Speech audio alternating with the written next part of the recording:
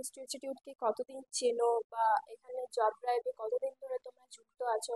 তো তোমরা যদি কিছু একটা বলো। আমি তো কালকেই জানলাম কিলারনেট বলে একটা ইনস্টিটিউট আছে আসানসোলের মধ্যে। হোয়াটসঅ্যাপে থেকে আমি জানলাম কি এখানে জব ফেয়ারটা চলছে, তাহলে আমি আসলাম।